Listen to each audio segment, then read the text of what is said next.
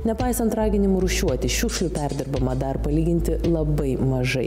Ekologai įspėja, sąvartynai pildosi daug greičiau nei buvo planuota. Ar įmanoma šį procesą sustabdyti? Apie tai reportaže.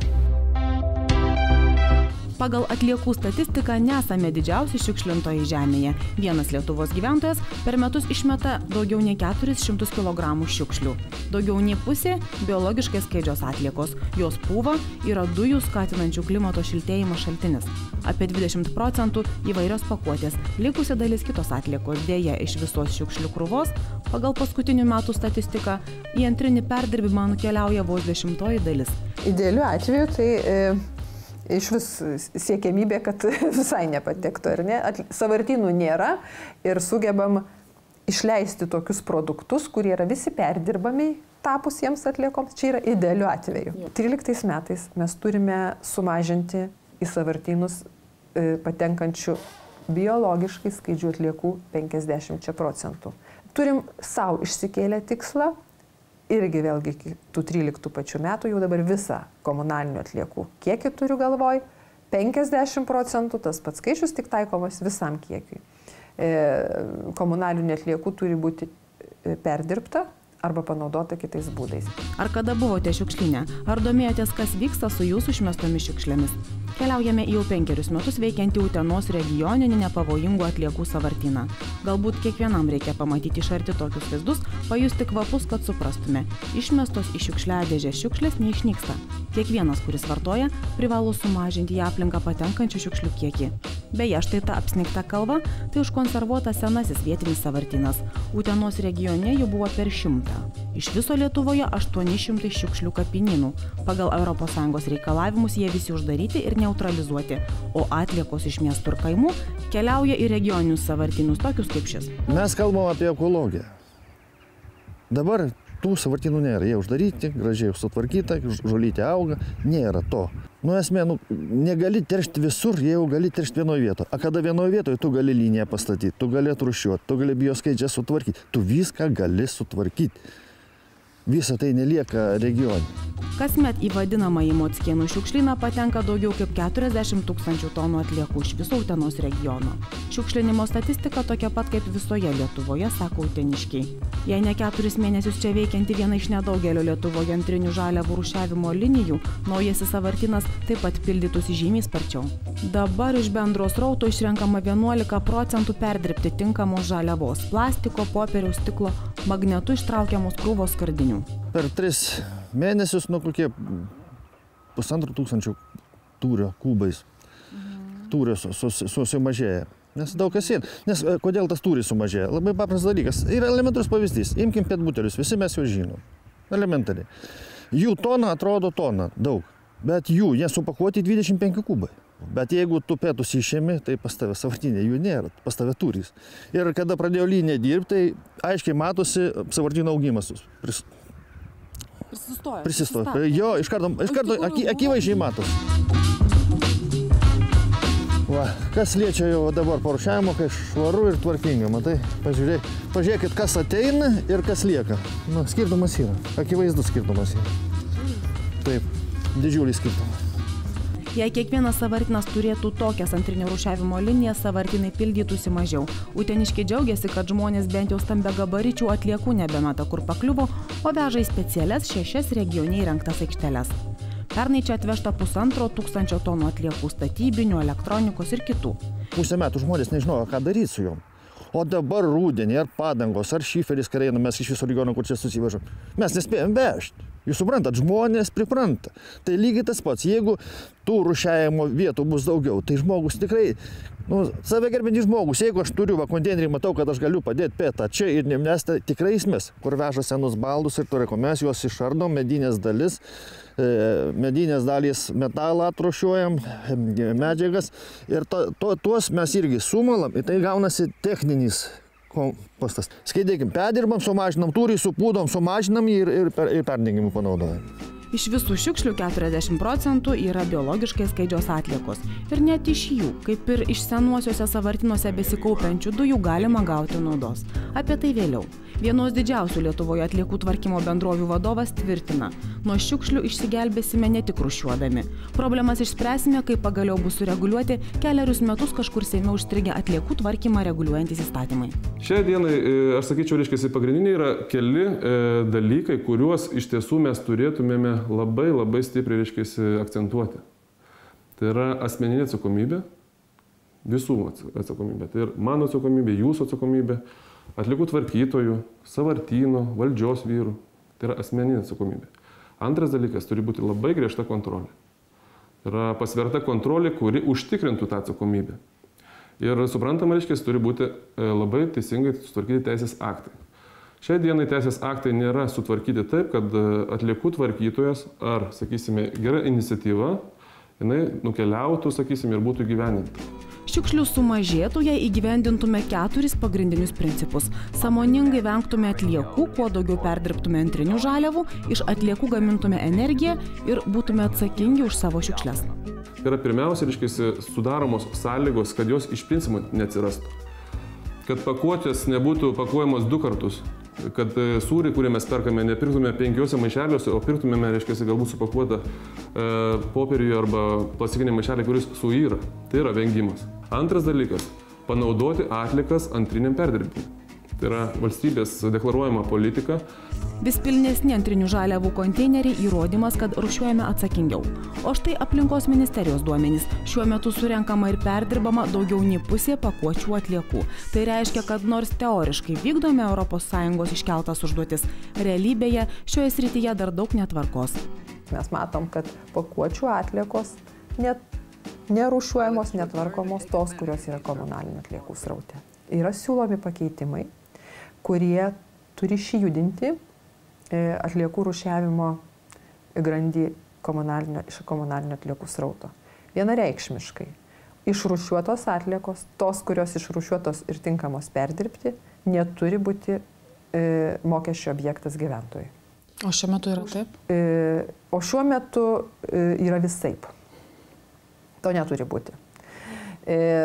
Turi baigtis ir vis tiek, kadangi pats rūšiavimas, konteineriai, jų aptarnavimas, jisgi vis tiek kainuoja.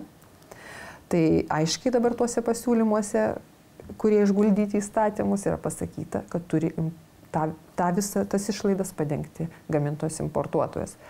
Jis ir dabar tą daro, tik jo lėšos patenka nerūšiavimo grandžiai.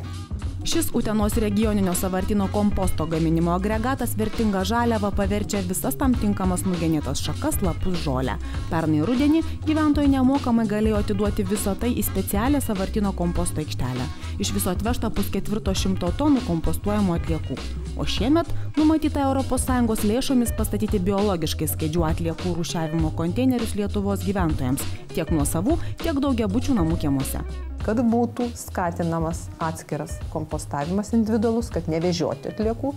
Ten, kur žmonės gali ir nori susikompostuoti ir kompostą panaudoti vietoj, leisti tą daryti, neįskaičiuojant šitų atliekų į kainą, į tarifą. Ir tikslas toks. Biodujų energijos išgavimas iš bioskaidžių atliekų vienas iš 4 sėkmingo atliekų tvarkymo principų. Susikaupusias nebenaudojamuose sąvartynuose dujas galima naudoti, kad ir elektros energijos gamybai. Pirmoji tokia jėgainė jau atidaryta netoli Vilniaus nebeveikiančiame Karijotiškių sąvartyne. Uteniškiai taip pat tikisi naudos iš senojo šiukšlyno. Reikia tik sulaukti, kol susikaups reikiamas dujų kiekis.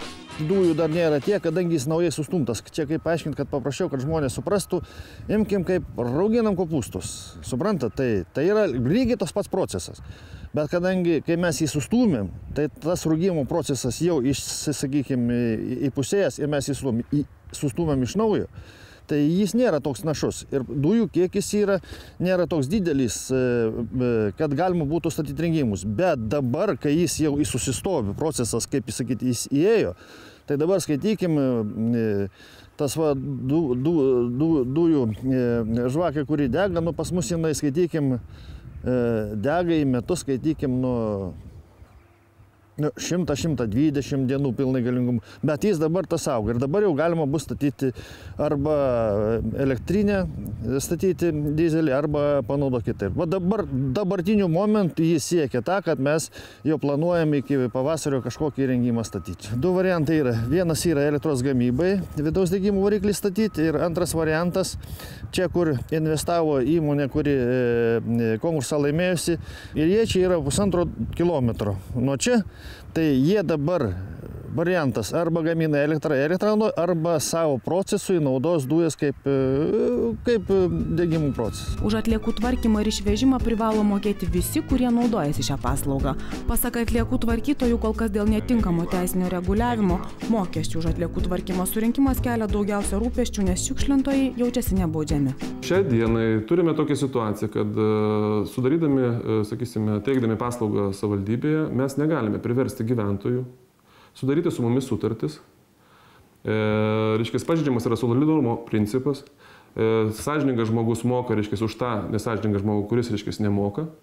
Tas nesąžiningas žmogus, kuris nemoka už atliekų tvarkymą, jis švilpauja ir tyčiojasi iš kitų žmonių, sakysim, na, taip galima sakyti perkeltinė prasme.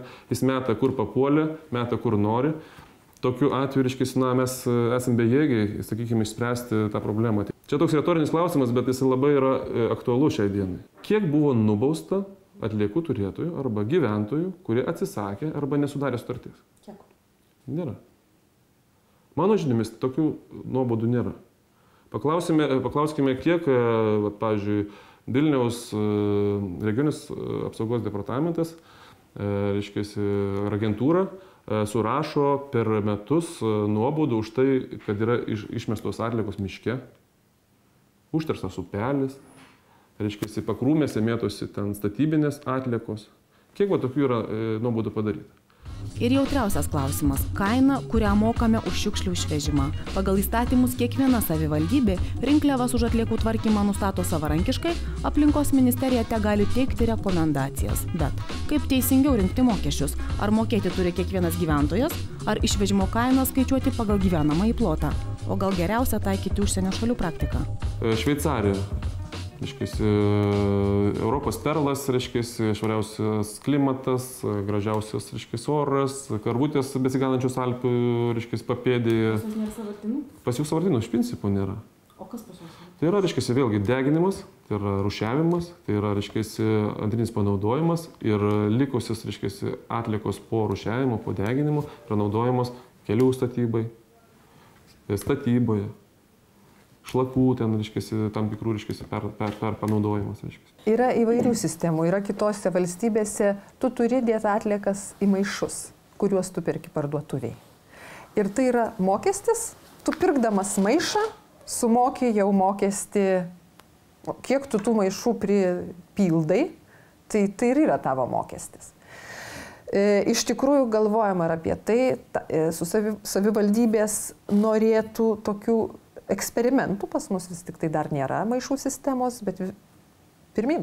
Žinoma, jeigu mes kalbėsim apie tokią apskaitą, kad sverti kiekvieno asmens šiukšlių dėžės turinį išauks be galo administravimo lėšų kaina, tai mes irgi to nenorim. Bet maksimaliai teisingą sprendimą reikia rasti. Ir jį galima rasti. Jeigu atliekų tvarkymas yra pats pigiausias sąvartyne, tai tos atliekos ir važiuoja sąvartyną. Jeigu atliekų tvarkymas sąvartynė būtų žymiai brangesnis, atsirastų varomoji jėga, kuri galėtų sukurti tam tikrą precedentą atliekas perdirbti. Jeigu gyventojas, reiškia, turėtų, sakysim, prievolę mokėti už atliekas, tarkime, ne 5 litus, o 100 litų per mėnesį už tą pačią paslaugą, ar ne? Ir jeigu jis tą kibirą savo, sakysim, atliekų nediduką per mėnesį ar ten per savaitėlę išneša ir atsikrato į bendrą naudojimo konteinerį, jeigu jis turėtų mokėti ne 5 litus, o 100 litų, jis turbūt, reiškia, taip išrūšiuotų, kad jam, ta prasme, atliekų ko gero neliktų, reiškia, ar ne? Ir antras dalykas, ir jeigu žinotų, kad jisai tas atliekas išmeta ir dar jį gali ateiti nubausti, tai turbūt, reiškia, mes pasiektume tokių rezultatų, kad reiškia, sąvartynų iš vis nebereikėtų.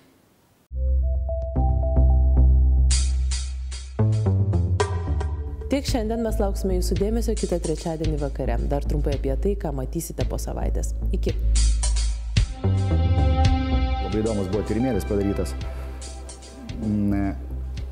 Lietuvos gyventojų buvo paklausta, ką darytum, jeigu išėjęs iš namų, suprastum, kad esi be apatinių.